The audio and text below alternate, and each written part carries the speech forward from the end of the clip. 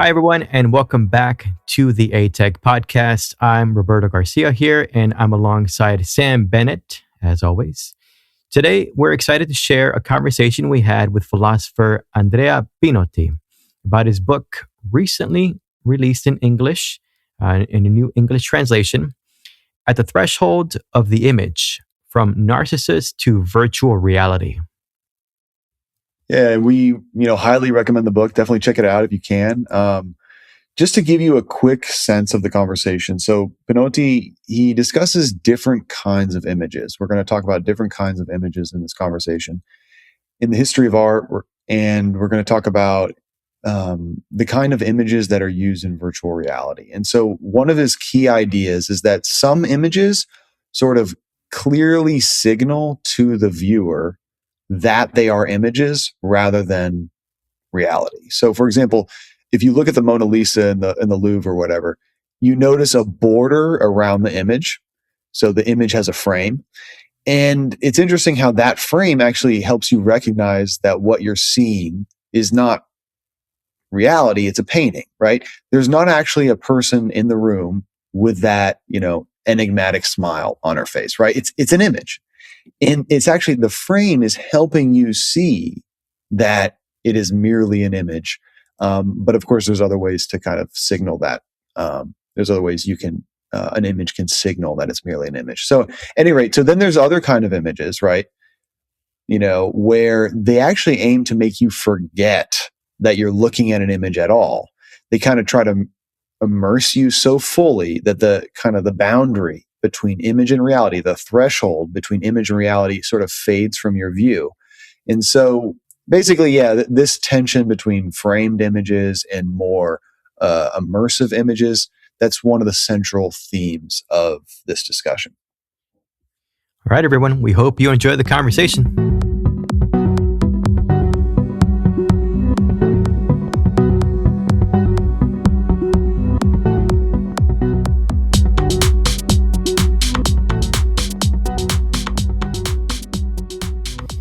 I remember from my, we're talking 20 years ago, my first art history class, the instructor had us go stare at a painting for, considerably long amount of time. I've heard longer versions, like 3 hours to look at a painting, but we were supposed to be there 30 minutes looking at the same painting.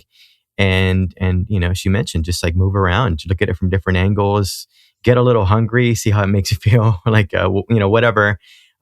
Just kind of keep trying to keep it fresh, and I remember over time the experience of the painting did change.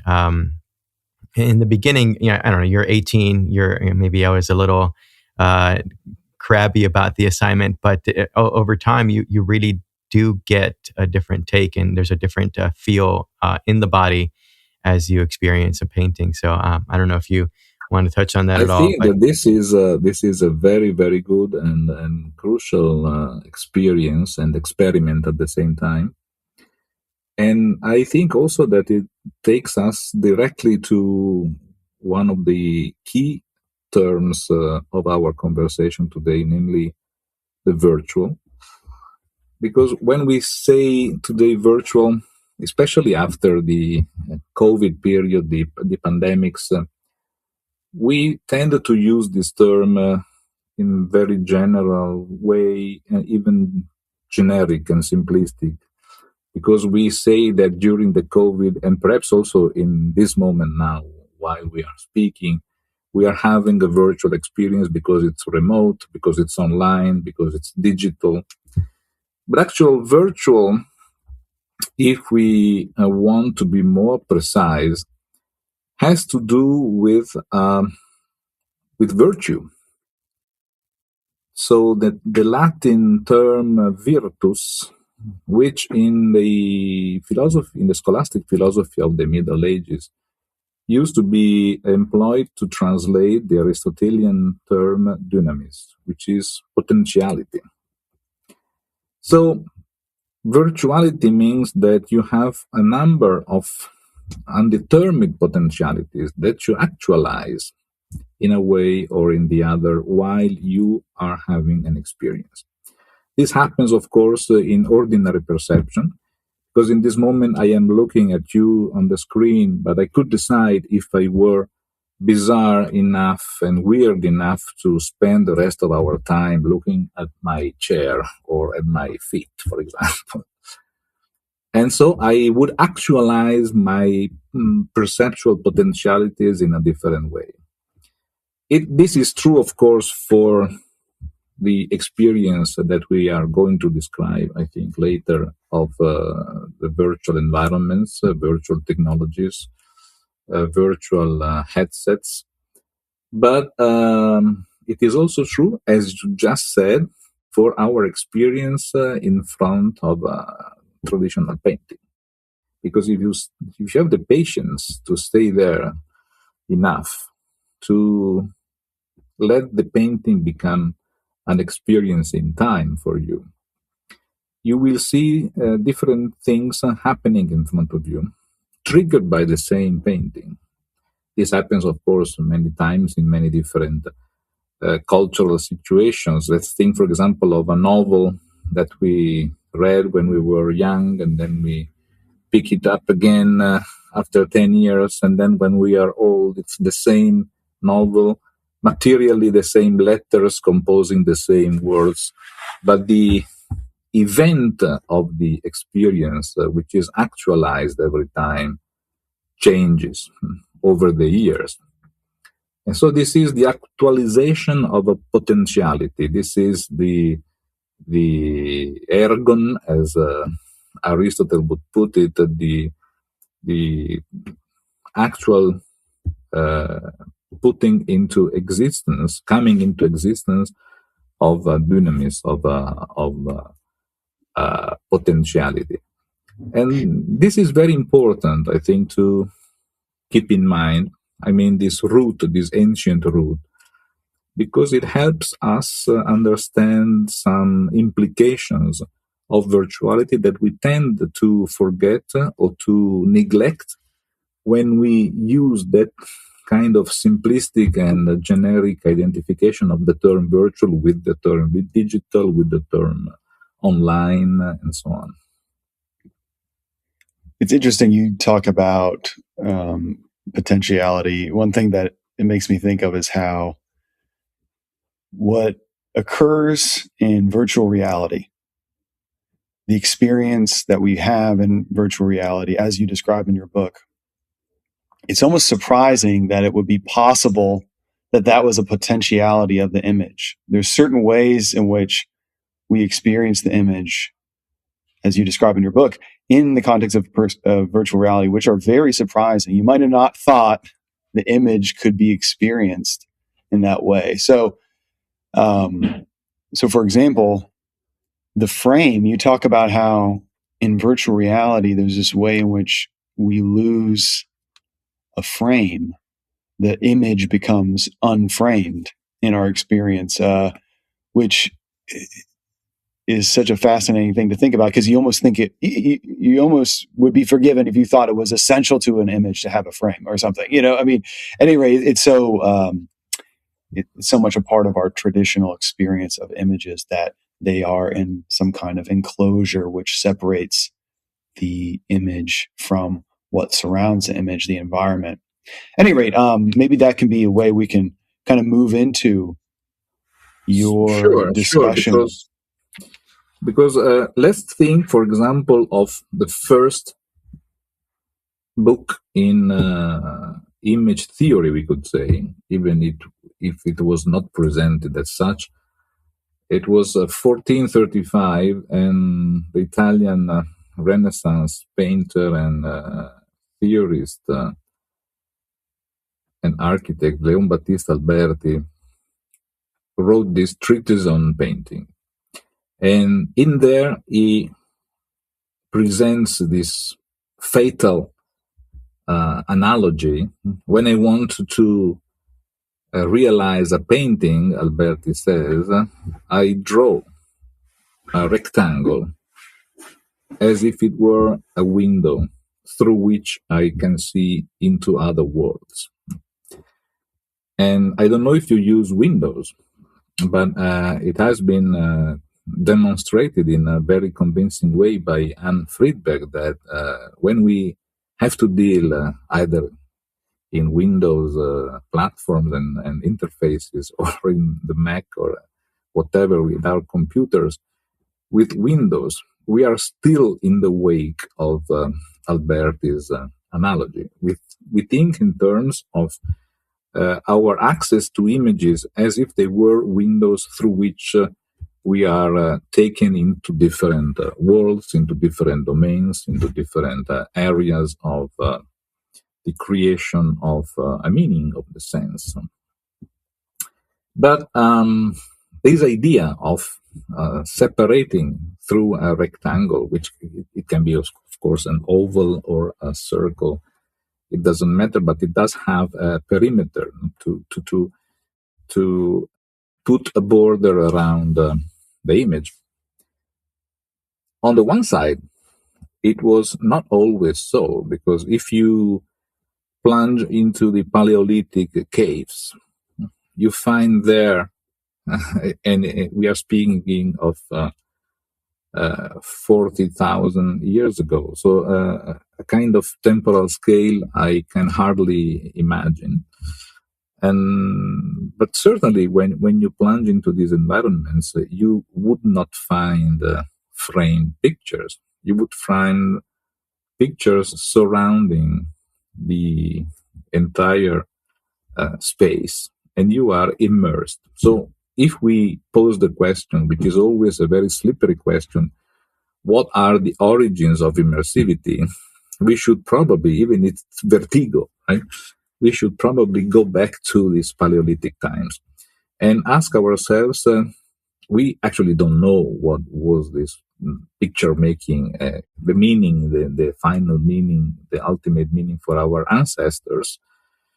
We use a kind of cocktail of terms, like it was a bit of magic, it was a bit of art, it was a bit of ritual, it was a bit of apotropaic strategies, because we don't actually have a word. We put together words which have much later defined some practices, because speaking of art, speaking of the cave of Lascaux as the Sixtine Chapel of the Paleolithic period is in a way nonsense. It's it's a metaphor, because they knew nothing about the system of art which only very much later defined itself. But certainly there was no frame. And this makes us think in terms of what is a frame, how did we start to put frames around the pictures, and what do we gain in suppressing frames in virtual environments? Because when we put on a virtual headset, we can turn our gaze 360 degrees around, and there's a continuous seamless landscape of pictures developing in front of our eyes. We are immersed in this landscape, not just in front of a picture which is delimited by a frame.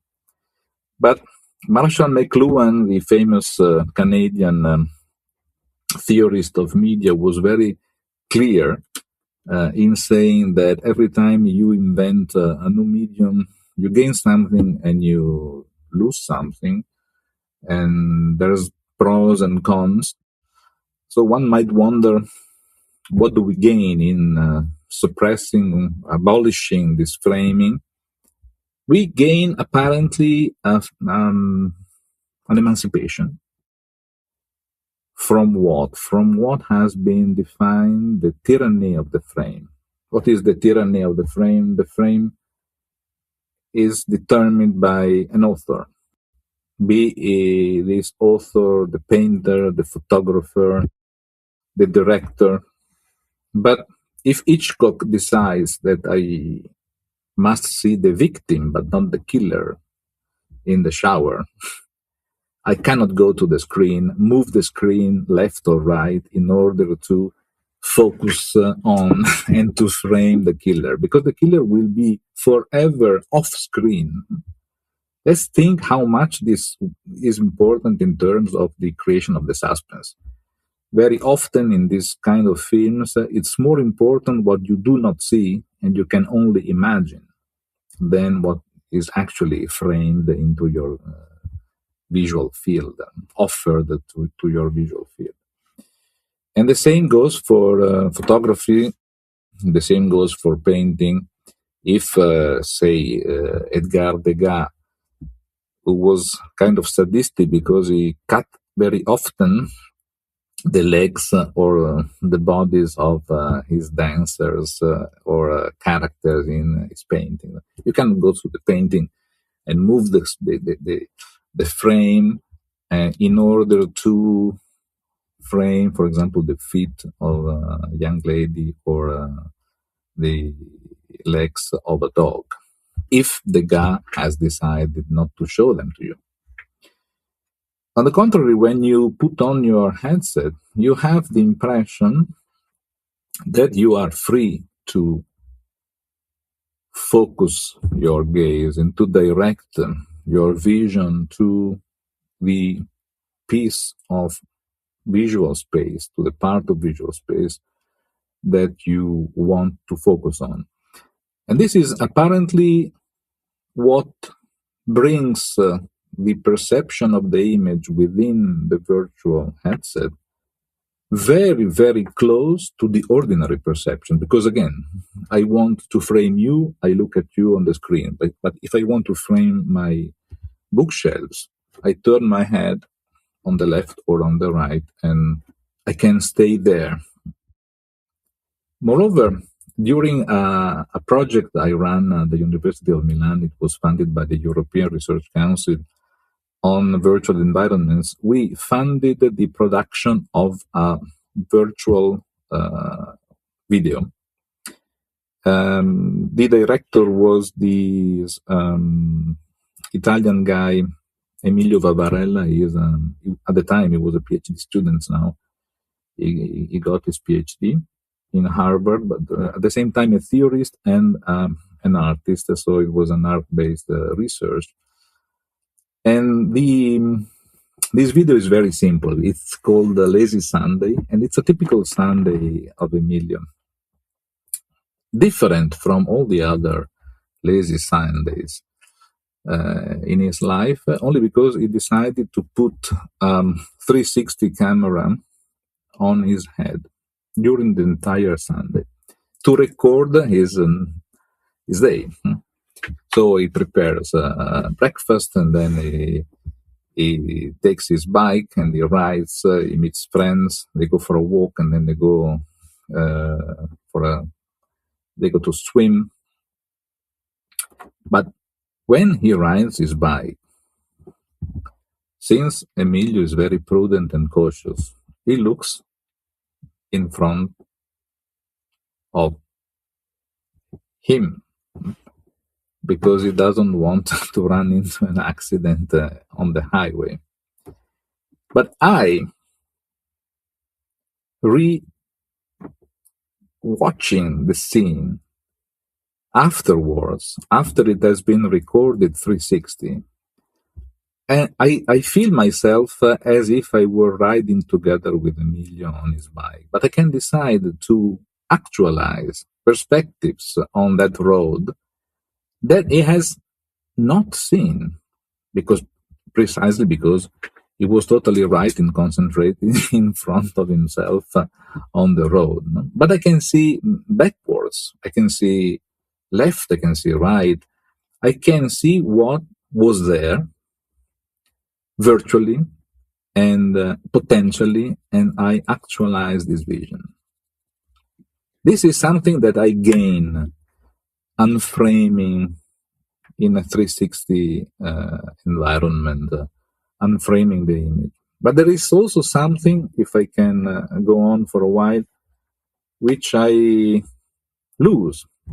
I lose another liberty, probably I wasn't even aware of. Take, for example, the fact that the situation in which you are watching a movie, a horror movie, either on your sofa and you're watching it on the TV screen or the cinema theater. But this horror movie is actually very, very good.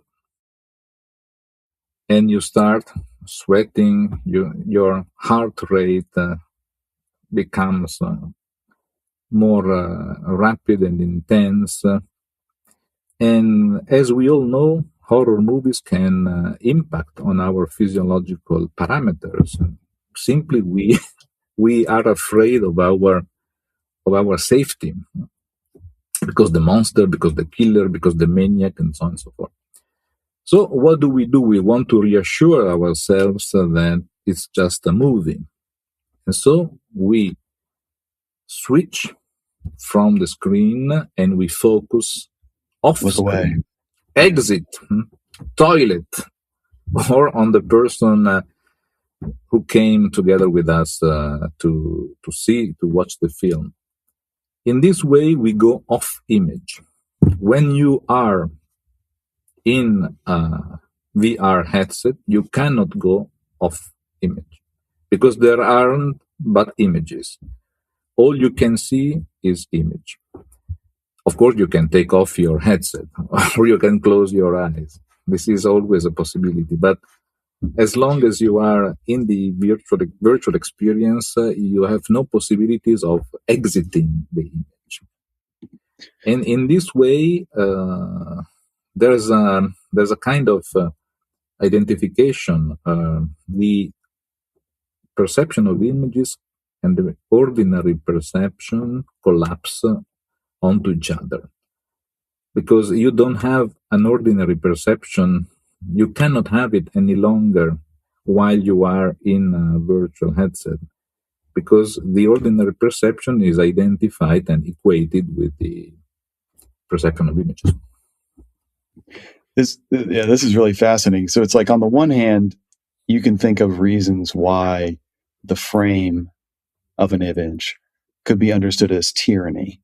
But on the other hand, you can think of reasons to think that virtual reality, which kind of removes that frame, is a kind of tyranny. So on the one hand, in terms of why would the frame be tyranny? I mean, like you're talking about, there's so much authorial control, right? The creator decides exactly what enters the image, and he can exclude. So, for example, if he doesn't want to show the feet of his dancers, Degas can exclude them. So that's a kind of authorial control. Direct your gaze. He doesn't want you looking at their feet, so he excludes it, directs your gaze in a certain way. And then, like you mentioned, your whole experience is really shaped by those exclusions. Like the narrative of an image or work in general is so much dependent on what is left out, not just what is included. So, those are reasons that, like, for thinking, oh, it's a kind of tyranny. But on the other hand, like you said, in VR, it's a total enclosure. Your entire perceptual field is surrounded. Definitely. You could even reverse the argument and claim that the tyranny of the frame is more honest than the tyranny of virtual reality. Because the tyranny of the frame is explicit. So the author deciding what he or she wants to frame is explicitly determining through his or her decision what you have to see and what you don't have to see. But this is his or her decision, and if you want to become his or her beholder, you have to accept this. But at the same time, it's honest and transparent because it says, this is my perspective. This is my cut. This is my cut in my vision. I offer you this vision. You want to accept it? Don't you want to accept it?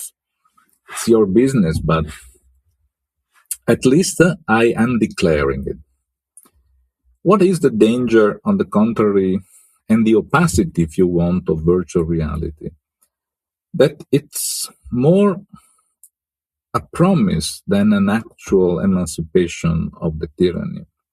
Because that 360 camera on the head of Emilio during his lazy Sunday was put on his head. He decided the spot. 360 cameras are not total vision of the total world. They are always located in some place. You see, once you are in these virtual environments, as if they were infinite spaces through which you can walk for hours, days, months, ages. But as we all know, you have to determine the play area of the virtual reality that you are using. Otherwise, you could crash your head against the walls or even fall out of the window if you are not careful. Meaning that the infinite space is promised, but is not an actual potential experience that you can have in virtual environments. And this idea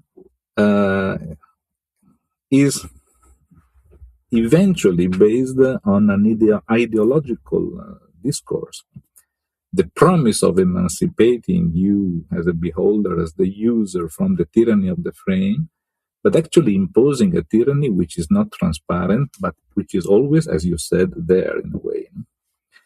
And we could go on because there are other frames. For example, the temporal frame. You decide to put on the headset, you know that it will be a temporal experience because the headset, at a certain moment, the experience will finish, or the headset is too heavy and it makes you sick and you have to take it off, and so on and so forth. So there are many options in framing, also from a material point of view in virtual reality. But the most important, I think, is the fact that this emancipation is more of a promise than an actual liberty which you can realize in these environments. This is why it's very important to promote literacy in the users for this kind of operations, because the awareness, I speak of a critical approach to virtual reality, not because you have to criticize this in terms of negativity, in terms of mere and naive rejection of the technophobic people, no, that think that this new media will destroy humanity, so, which are the discourse is always repeated every time a new medium is invented, from photography to cinema, television, internet, and now artificial intelligence. But I would say critical approach in Kantian terms, because Kant spoke of the critique as the possibility to identify potentialities and limits of a situation, of the sensible knowledge, for example. If we translate this approach onto the media sphere, think in terms of what is possible and what is not possible, what is promised. I insist on the promise because I think that my book has much to do with desire. And unframedness is offered as the satisfaction of a very ancient desire, but it does have its risks. This, oh man, so many questions, so many directions we could go at this point. Really want to talk about this issue of a desire related to the image, and whether, because you talk about in your book, potentially there seems to be this kind of quasi-universal or a culturally permeating desire to enter the image, but then there's also a kind of question of like, well, maybe what we want to, or instead, is to be at the threshold of an image, to be sort of in two worlds, both the imagistic, world, as well as have our other foot in the real world. And so we'll get into this kind of this desire that you discuss in your book. But really quick, I just wanted to think about the dangers of the immersivity of the virtual reality. I was just thinking, it's kind of a silly example, but I was just thinking about how in the Matrix, the film. That's an example where Neo, when he's in the Matrix, there is no frame. He can't. It's not as though it's like, oh, clearly here's where the simulation ends. Here's the frame in which the simulation is occurring. Here's the outside of the simulation. That's kind of how the deception works. There's so many people deceived in the Matrix thinking that this is the real thing. And part of that deception seems to depend on there being no frame. If there was a frame, of course, he could kind of step back and say, oh, this is a simulation of reality. This is not base reality. This is not the ultimate thing. And so it seems like one thing the frame does, like you said, speaking of critical, it provides a type of critical awareness where you can yeah. I totally agree with you, because looking back to my book, because after your invitation, I was in a way invited and also obliged to rethink in terms of what I had done. I think that there's desire, and of course, desire is always coupled with fear.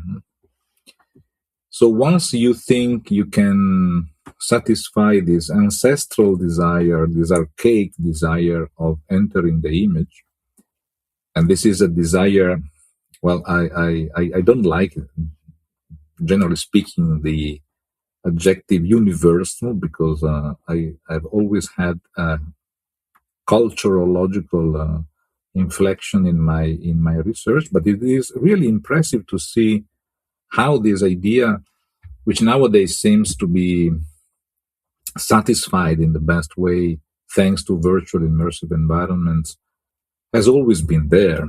We spoke in terms of Paleolithic caves, but we can also evoke the very long history, the longue durée of the illusionistic painting, for example, of the trompe-l'œil, images which deceive your eyes, so to make you believe that these are objects in your environment and not images representing objects in your environment. And then you have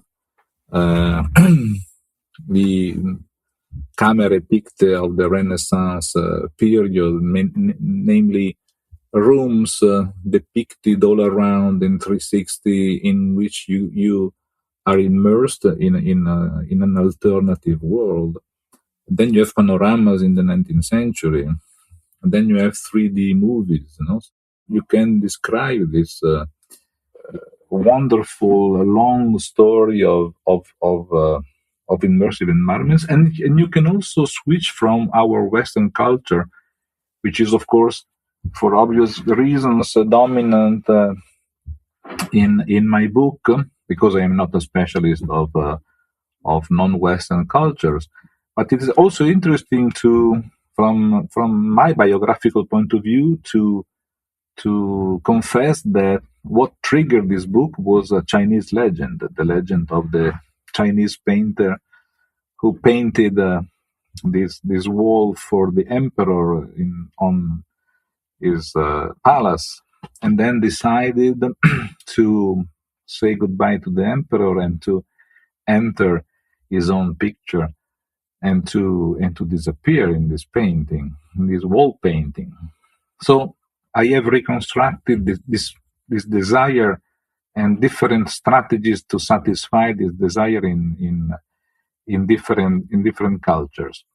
But it is also true that this desire never goes separated from the fear, because once you enter the image, what can you find beyond the threshold, and what can come out of the image? Because once you have transformed the barrier separating the image from reality into a crossable threshold, you can obviously expect that this crossable threshold can allow a two-way movement. You can go in, but something can possibly come out, can overflow into your own world. And there are many fantasies about this. Images from the mirror, from the world beyond the mirror coming out, taking their own autonomous existence, haunting you in this world. And you are totally right. The frame is on the one side felt as a strong constraint, as a strong limit. And on the other side, it is a tool which reassures us that it's just an image. When you blur this device, things can happen. Yeah. Not necessarily good things. Yeah. Yeah. So it's like, on the one hand, we have sort of mythical cases that suggest this type of desire to enter into the image. So, yeah, you brought up that Chinese legend where the painter, he finishes the landscape and then he walks into the landscape and he disappears. And of course, especially when the landscape is beautiful, I'm sure we've all had that experience where it's like, I would love to enter into this landscape. I would love to exit where I am. You also bring up like other mythical situations like Narcissus, where he falls in love with his reflection in the water, which, yeah, that's a little bit tricky in terms of wanting to enter into the image, because there's something sort of tragic about that case. But at least like Alice, when we think of Alice passing through the mirror into another reality, again, this kind of seems to be like a crossing threshold going into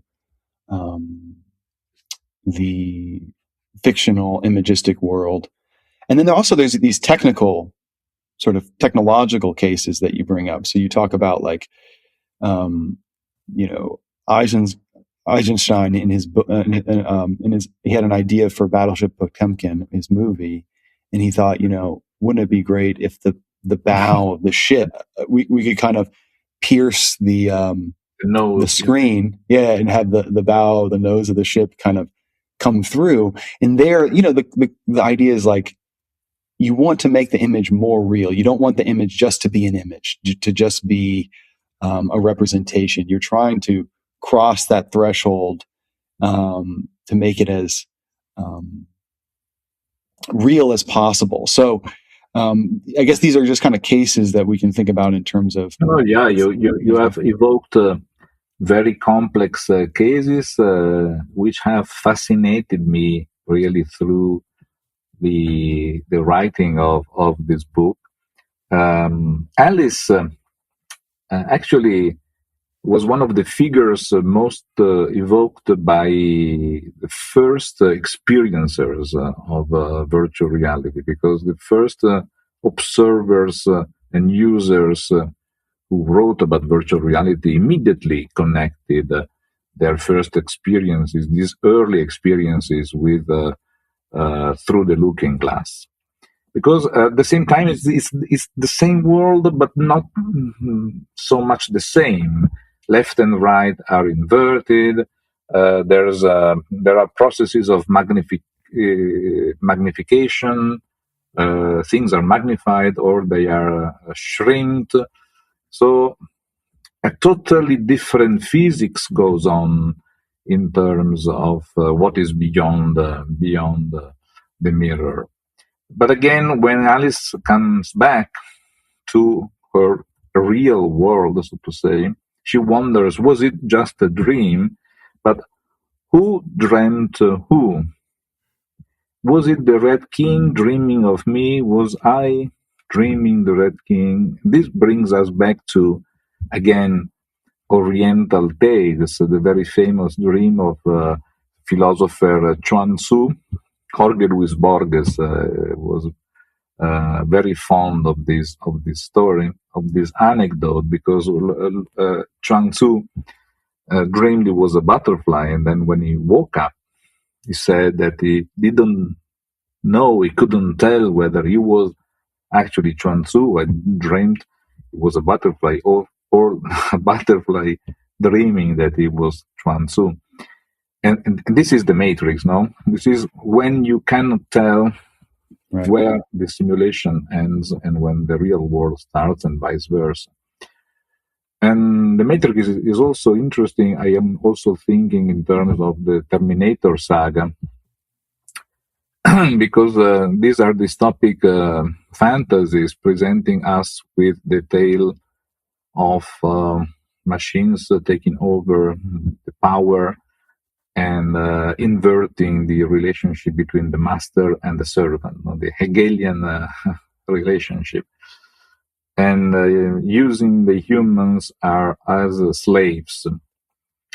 But in the book, I also try to enlighten some examples derived from the ancient myth of Pygmalion, the sculptor who wanted to realize the statue of a woman, and he asked the gods to give her life because he was not satisfied with actual and real women, and he wanted to have this perfect woman, and the gods the gods agreed to confer actual life to this statue.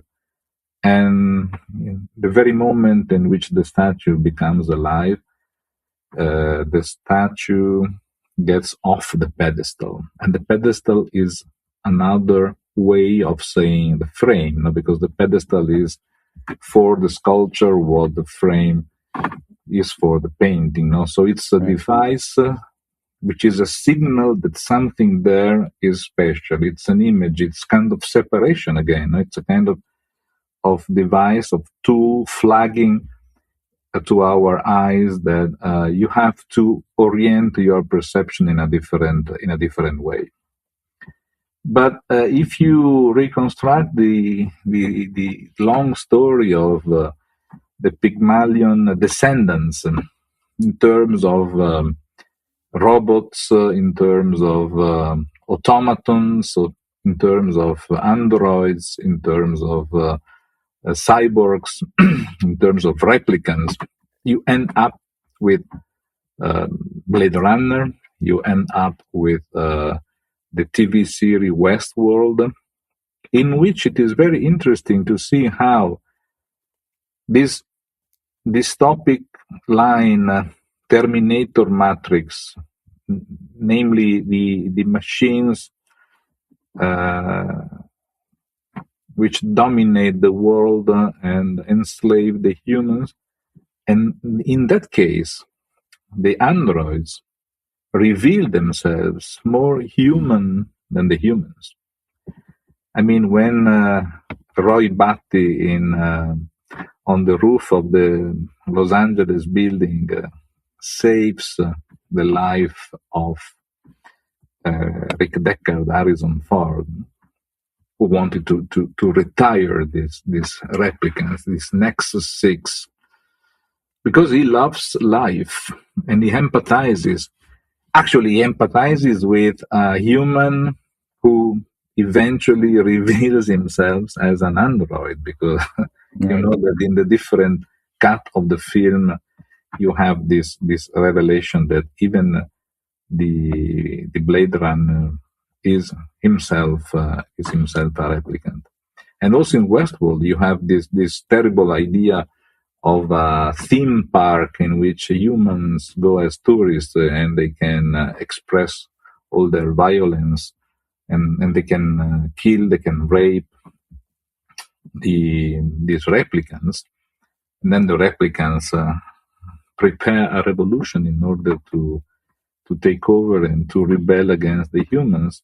But at the end of the day, who are the ones who are more human, who can show more empathy? Empathy, of course, is a key word when you have to speak in terms of virtual reality, because virtual reality has been presented as the ultimate empathy machine, which is also a very strong promise, which has to be addressed in a careful, critical way. Yeah, I was wondering Absolutely. if we can talk about the empathy bit a little bit. But before I lose my thread, I was also going to ask about Narcissus. We kind of hopped over that one, but I was thinking about people, speaking of like human needs, that people that kind of don't get their human needs met. And so it turns out that to them, virtual environments, maybe games or something like that, it actually gives them a venue where they can be, where they feel that they have more of a, competent mastery over their environment. Maybe their life is just tough, and so, but when they're in their virtual environments, they really do feel like they're effectual in a good way. They can also maybe look the way they want to look, and so I was wondering if you can maybe just talk about how it might be the case that virtual environments are, in a sense, I don't want to say addictive, but maybe addictive to a certain subclass or a group of people who really don't have as much as their basic needs met in the regular world. I kind of, that's what I thought about when I thought of Narcissus. That he, we can imagine he didn't have someone as lovely as him to be with. So when he saw his reflection, like, oh, that's what I would like or whatever. So anyway, I was just wondering if you had any Interesting. thoughts on that. Yeah, Roberto. Yeah, I think that here I could address your suggestion in two ways. The first is to spend some words about Narcissus, because for me it was a real discovery in terms of how paradigmatic this mythological figure is. I call him the proto-immersive subject, because we all know the story. Narcissus had many lovers, but he wasn't really interested in girls or boys, and he fell in love with his own image, reflected on the water of the pond over which he was bending. But as all mythological legends, the legend of Narcissus has different variants. In one, for example, in Ovid's Metamorphosis, Narcissus discovers that the image actually is not the image of a different person, of an other, but it's his actual reflected image on the water. And so desperate, he dies on the bank, and out of the consumption of the composition of his body, these beautiful white and yellow flowers are generated, flowers that we still nowadays call narcissuses.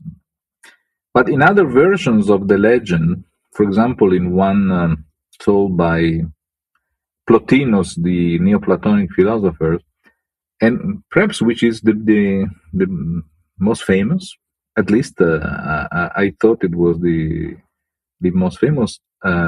He drowns. No? He decides to plunge, to dive into the water so that he can embrace his beloved, and he finds death by water, which is also kind of prediction of the risks of immersion, if you want, in terms of technological immersivity.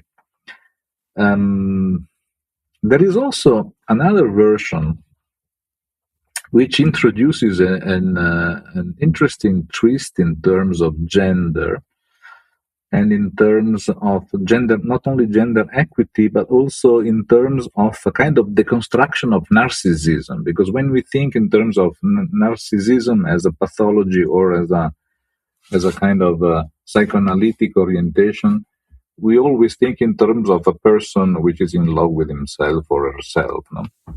Fascinated or concentrated, egocentric, and so on. And this other version, told by Pausanias, says that actually Narcissus was in love with his twin sister.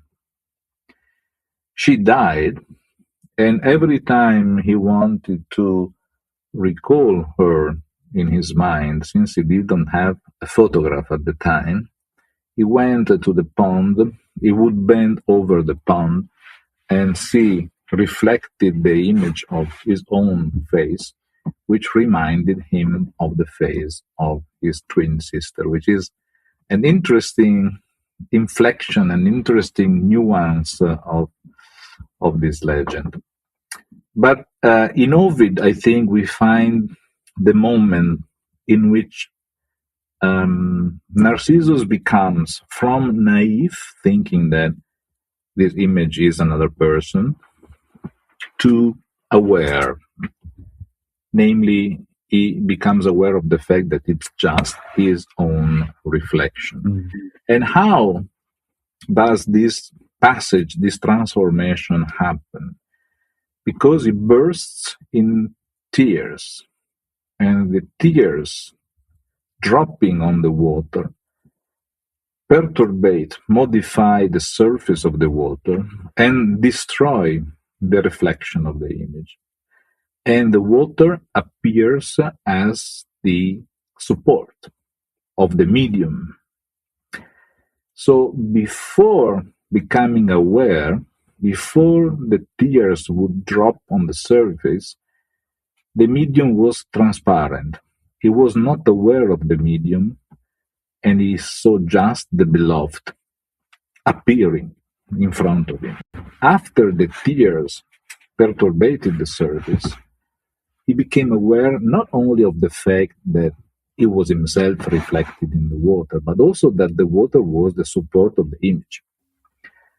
In other terms, we could say that this was the moment in which the opacity of the medium was revealed. And before, it was, on the contrary, the transparency. Which brings us to a very important question, which is another key term that I have tried to investigate in my book, immediateness, which is, I think, the most paradoxical aspect of virtual environments. The fact that there's a huge investment in terms of mediation at any time nowadays with virtual digital technologies. But in other moments, panoramas, for example, stereoscopes, any epoch trying to satisfy the desire of entering the image has engaged in a huge and very sophisticated implementation of technical devices in order to produce this apparent immediateness, this non-being mediated of the image. So this is paradoxical because you want to obtain immediateness through the employment of a huge amount of mediation. And the other aspect that you were mentioning in your remark, I think, brings us to the crucial role played by the avatar. The avatar is digital proxy, a digital graphic which represents me in a virtual environment in one of the many metaverses that we have. But as we all know, avatars can represent a very wide spectrum in the negotiation of our subjectivity. We can choose to have an avatar which is photorealistic. I take a selfie of myself, I put it on the platform, and that's it. Or we can change our gender, we can change our age, we can assume the avatar of an animal, we can assume the avatar of even an inert thing or a geometric shape. So it's really a very, very, very wide spectrum, spanning from my self-representation as I deem it a realistic one to a totally deformed or covered representation of my own identity. I can take multiple personalities in different metaverses, because I can choose different avatars. I don't know if you have ever come across in these last months or last year, the news about virtual rape. Some girls, masters of female avatars in some social immersive environments, have claimed they have been sexually harassed or raped in the metaverse. And on many networks, this news was relaunched and commented with a very interesting, strong polarization. On the one side, you had people laughing, saying, why don't you go to the hospital and get yourself visited? You cannot demonstrate it was rape. It's absurd. You can plug off, you can switch off the headset. Nothing happens. It's just a graphical image. On the other side, there were people taking this experience, this violent experience in this virtual environment very seriously. There's a colleague of mine at the Department of Philosophy, Pietro Conte, who has worked on this and asking himself, is it rape or just rape in inverted commas? And there, I think that you have a very crucial experience to be investigated, which is also triggering an interesting line of research in legal studies. What happens if my avatar is attacked in a metaverse? It's just something which happens to a mere image, or is it something which is happening to some extent to myself? So here you have a very interesting polarization between mere representation and a real presence. And studies in avatars and in how we embody in avatars. Let's recall that avatar is a Sanskrit term referring to the visualization and incarnation of Vishnu and of Hindu gods when they decided to interact with the human world. Even Jesus Christ was called an avatar of the Father, because it's the visualization of the Father. And this is a religious root of the term, which does not disappear in new technologies. It's still there. And the debate between just a mere graphical representation, it's just a rape in inverted commas, so to say, or it's a real rape because I am embodied, and what you do against my avatar, you do to me directly. Just to quote the Gospel of Matthew, what you do to my brothers, you do to me. These brothers are my avatars in the metaverse.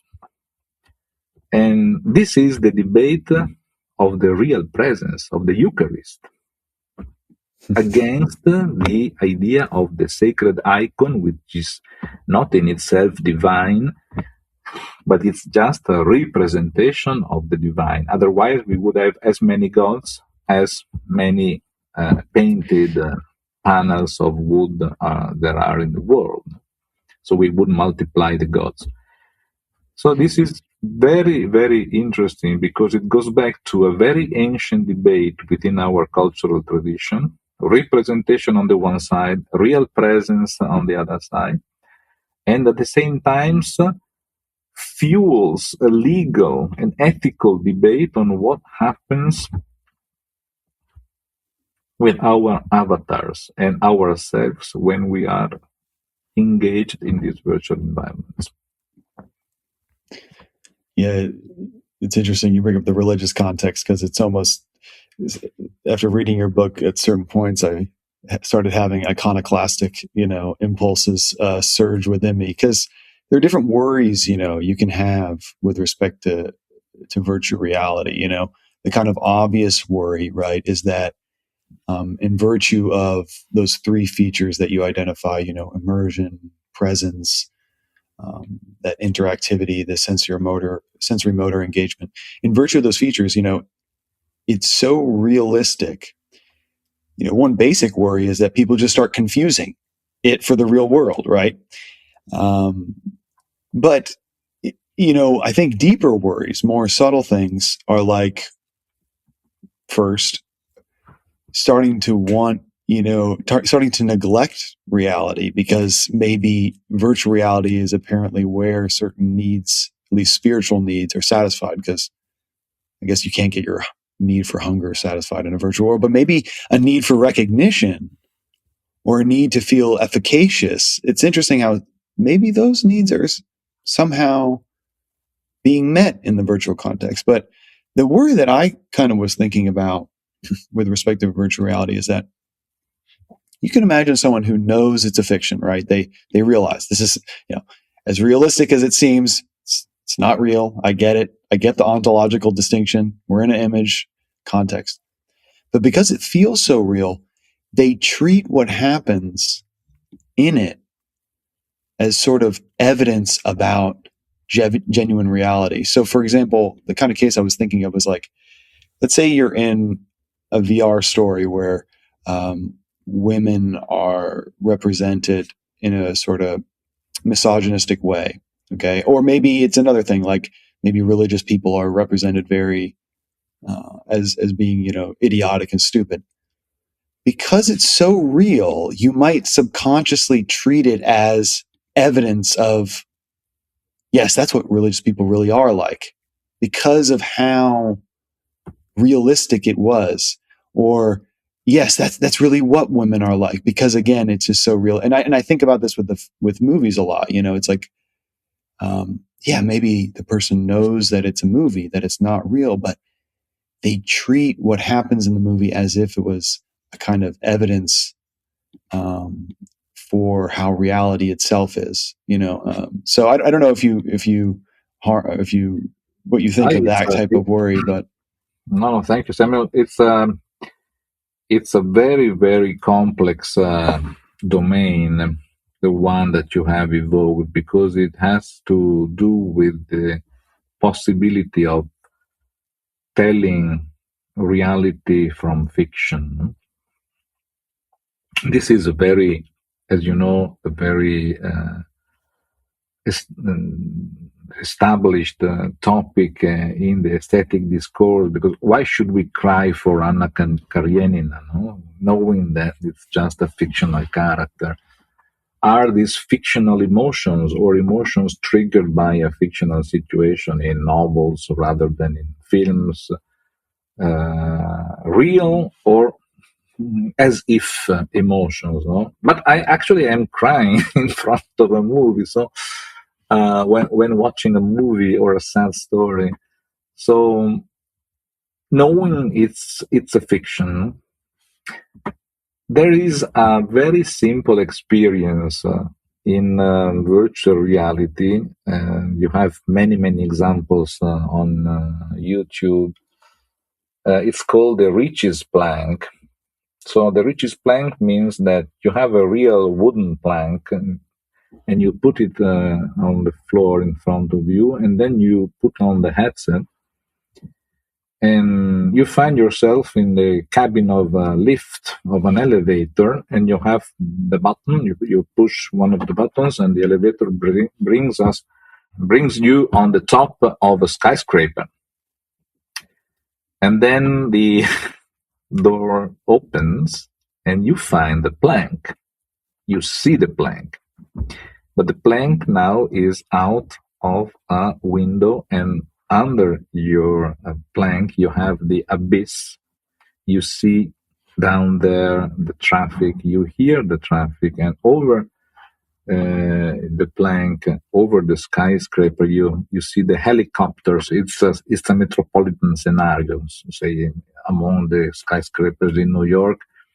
And you hear the birds and you hear the engines of the helicopters and you hear the engines of the cars below, and they are very small cars because you are really high. And then you are asked to step on the plank and to walk. and you perfectly know that the actual plank that you feel under your feet has does not represent any risk at all for your safety, because it's on the floor, it's 2 centimeters, and it's just a very simple walk that you have to do. It's 2 meters, 1 meter and a half, but many people are not able to take us one step ahead of themselves. You start having vertigo, you start having nausea, your palms start sweating, your heartbeat is modified, you feel in danger. So this is what in technical terms is called cognitive impenetrability of perception, meaning that you know, but your knowing and being aware of the fact that you're not risking your life is not able to penetrate what you see and what you hear, because your audiovisual system tells you that you are on the top of a skyscraper. And the most sadistic end of this little experience, which is very, very telling, which is very, very eloquent of what happens in virtual reality environments, is that the ones that are able to reach the end of the plank are asked to jump, and you and you see the precipice. You see that you are precipitating and you're crashing on the on the road, on the street. So this, I think, in its very simple nature, reveals many things in terms of our experience in virtual environments. I think it's not enough to evoke the very famous notion put forward by Samuel Coleridge, the suspension of disbelief, no? Because you think in terms of the necessity when you have this kind of aesthetic experiences that they are fictional, but you suspend your disbelief and you decide that you want to believe in them. But it's not something that you decide, because if I decide that I don't want to believe that I am on the top of a skyscraper, my body does not care, and reacts as if. And again, as if we should take it in very serious terms, because what does it mean that my body physiologically reacts as if I were in danger? I mean, sweating, heartbeat, nausea, vertigo, and so on, fear, physical fear of risking my life. So, it's interesting. It's interesting because it's not something that you can easily solve in terms of a rationalistic or intellectualistic approach, saying, it's fictional, but in a way you put this fictional into brackets and you decide for a provisional period of time that you want to play with it. No? I know, Roberto, you were going to say something, but just real quick, it's like when we see cases like you just gave, where it's the body reacting as if the situation is real, and it's interesting to think about our beliefs, our mind updating as if it was real. In other words, like an epistemic type of influence going on into our mind, where I know this is that Karen or that Susie in this movie are not real people, but what I see them do causes my beliefs to maybe update in a way, my representation of women in the real world to update in a way that maybe it's not under my control, kind of thing. It's such a fascinating phenomenon to think about the effects of these environments. And just to add on to that real quick, there's obviously the negative. So there's a negative version of this where you become more misogynistic. There's also a positive version, which we mentioned. And I do know that there is a virtual reality simulation of World War I trench warfare in some museum in the Midwest. I don't know exactly where it is, but apparently grown men come out of there crying, and even I mean veterans, of course, maybe PTSD, but just other people as well. And I think there might be like a greater aversion to voting for a war hawk president or something like that afterward, right? So that might be like a positive, more of a reticence to be pro-war or absolutely. whatever. Yeah, it's true that it would be misleading to think in terms of avatars only in terms of graphic digital proxies or representatives allowing us to go there, to be there, to enter this virtual world. Because there is, again, a two-way movement. Because the things that I experience through my avatar in the virtual world reverberate onto my personal, actual, so-called real world. So this is again a two-way movement, which is a transformative power of the avatar. There are experiments in terms of reduction of biases, no, that I mention in my book. Misogynist people, as you mentioned, gender bias. So you invite these men to assume a female avatar, and after assuming this female avatar, they are exposed in these virtual environments to domestic violence, for example, or sexual harassment. And when they come back, of course, it's a question of how long does this effect endure in time. But in any case, it seems at least that these first impressions are encouraging. Also in terms of racial biases, no?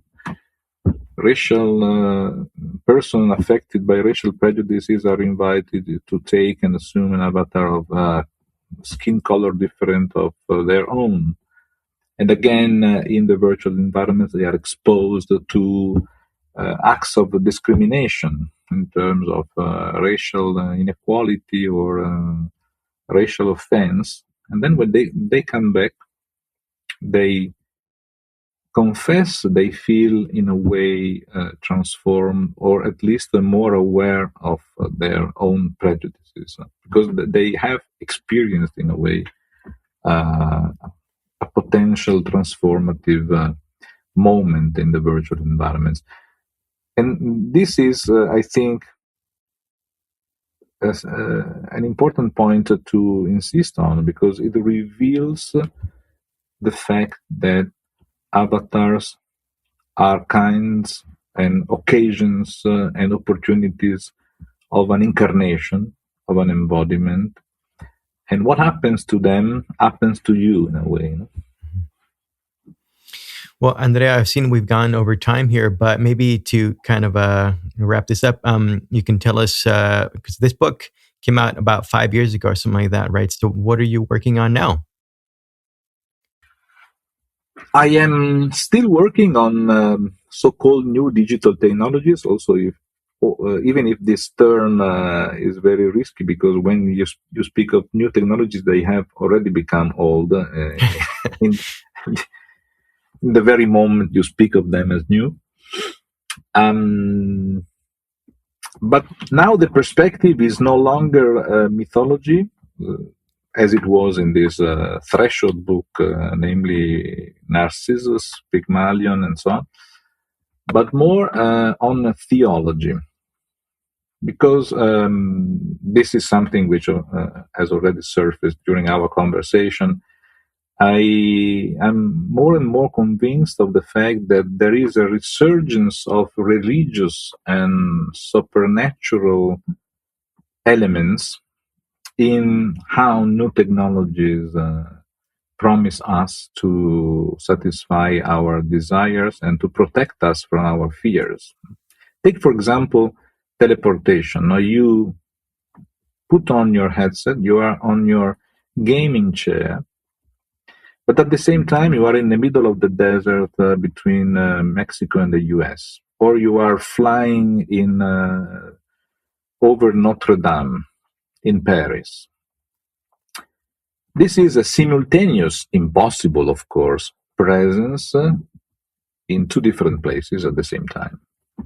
This is a miraculous power which has been recognized over the centuries in wise sages, wise men like Pythagoras, or saints like Francis of Assisi, who was at the same time in Tuscany and in France helping Saint Anthony to give her his sermons. This is bilocation of the saints. And in a secularized way, you find it in teleportation, in virtual reality. Another example is holograms. Holograms are used nowadays to resurrect Tupac Shakur or Michael Jackson.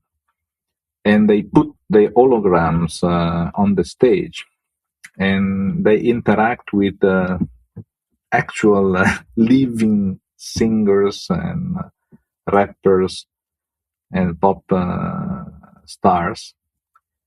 And this kind of digital resurrection is another example of how nowadays digital technologies work on desires and fears that have been for centuries negotiated and managed by religions. Final example that I can give you is a very famous episode from the TV series Black Mirror, which is always a very important source of inspiration for people who want to know what will happen in a future which is just behind the corner, around the corner, not a science fiction speaking of what will happen in 2,000 years. And there is an episode, San Junipero, in which two old ladies, sick, ill, about to die, decide to upload their mind on a machine and to live in a simulated alternative world, which is a world in which you can have parties and cocktails and go to the beach every time you want. You don't have to work and you will be happy ever after.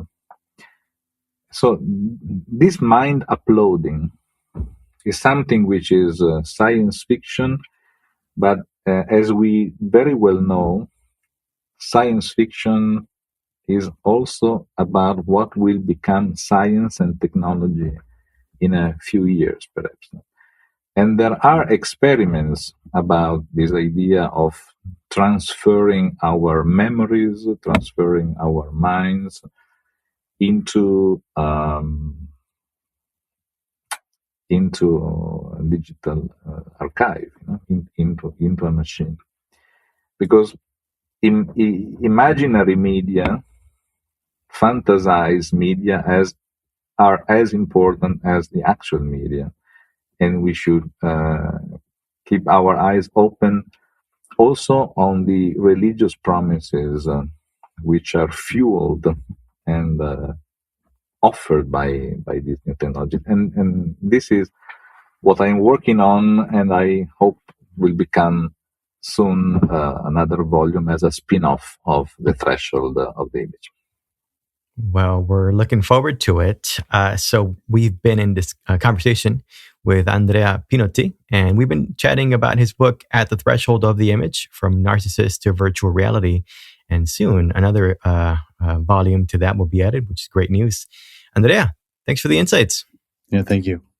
Thank you. Thank you very much for this conversation and this talk. Enjoyed it very much.